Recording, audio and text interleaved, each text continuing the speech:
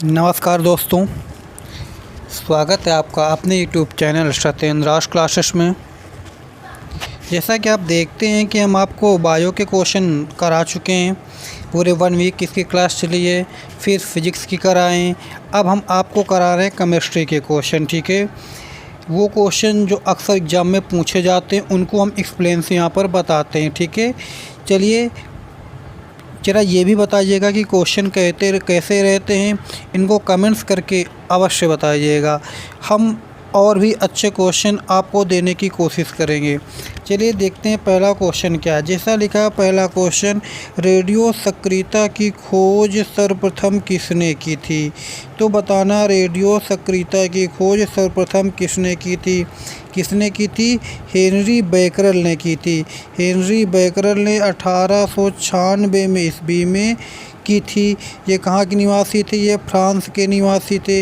इन्होंने क्या किया, जैसे कि जो यूरेनियम था और यूरेनियम के जो साल्ट थे, लवण थे, उनमें इन्होंने जब बमबारी कराई तो उनमें से कुछ किरणें निकली, अदृश्य किरणें जो दिखाई नहीं देती थी, उनको इन्होंने कह दिया रेडियो सक्रिय किरणें। अब अगर बात पूछी जाए कि पहला रेडियो सक्रिय तत्व कौन सा है, तो कौन सा है?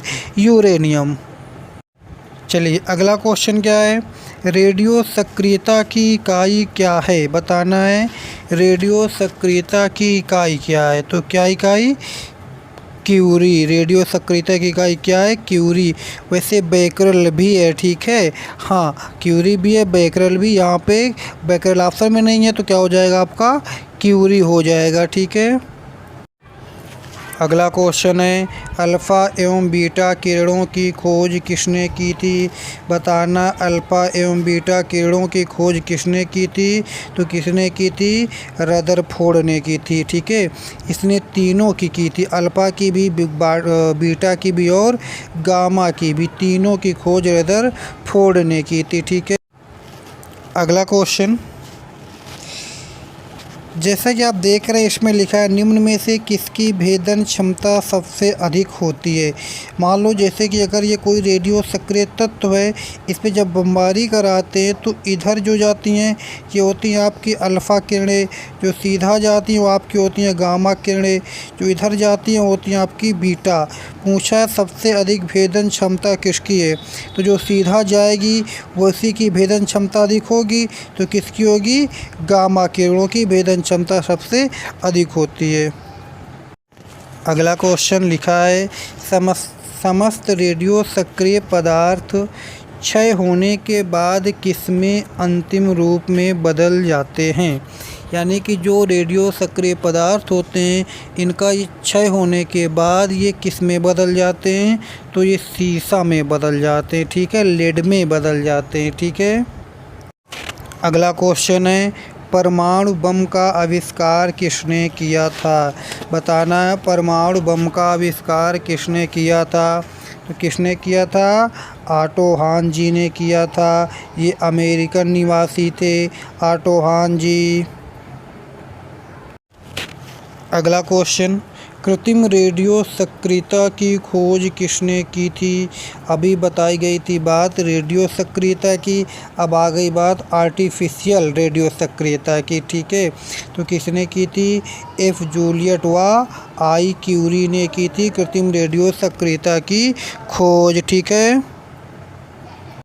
अगला क्वेश्चन, पृथ्वी की आयु यानी कि जो अर्थ है इसकी आयु का जो आकलन किया जाता है किसके द्वारा किया जाता है?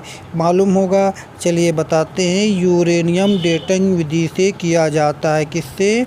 यूरेनियम डेटिंग विधि से। यूरेनियम का सिंबल होता है, आपको मालूम होगा, यू होता है।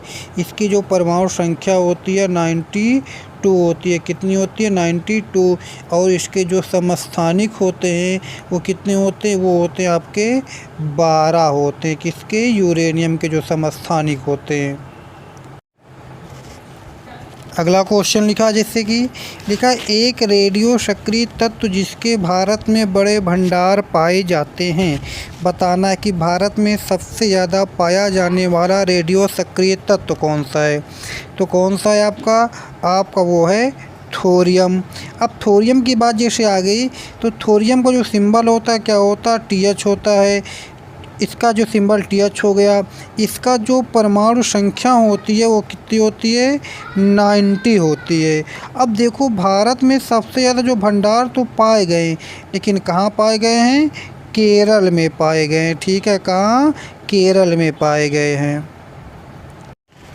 अगला क्वेश्चन है, विखंडन की प्रक्रिया उत्तरदायी होती है, यानी कि विखंडन की जो प्रक्रिया होती है ये किसके प्रति उत्तरदायी होती है ये बताना है। तो क्या करती है ये परमाणु बम से ऊर्जा मुक्त कराने के लिए प्रयोग की जाती है। यही बात पूछी जाती है कि परमाणु बम किस पर आधारित है, तो नाभिकीय विखंडन पर आधारित है। और हाइड्रोजन बम नाभिकीय संलयन में हम फिजिक्स में बता चुके हैं।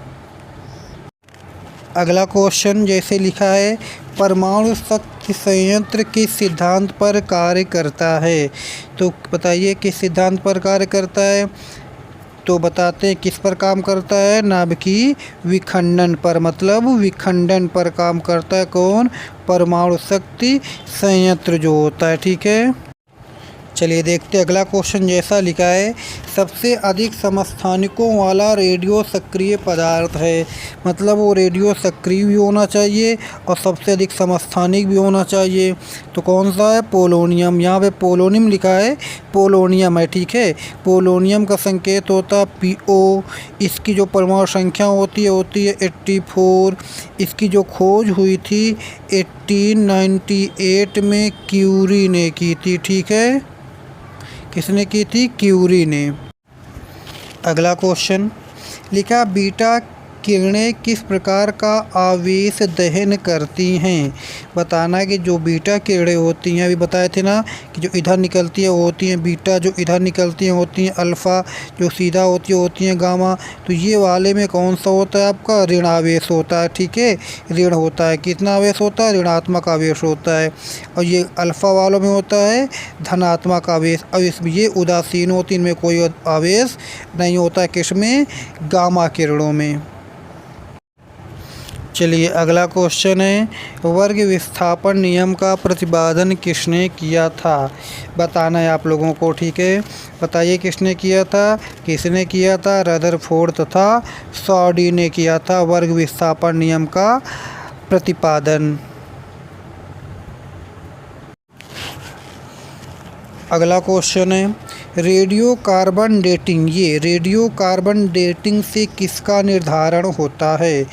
तो बताना है इससे किसका निर्धारण होता है, जीवाश्म की आयु का निर्धारण किया जाता है। जो जीवाश्म होते हैं ना, जीवाश्मों के अध्ययन को क्या बोलते हैं, पैलेंटियोलॉजी बोलते हैं। क्या बोलते हैं, पैलेंटियोलॉजी बोलते हैं। ठीक है, यहाँ याद रखिएगा।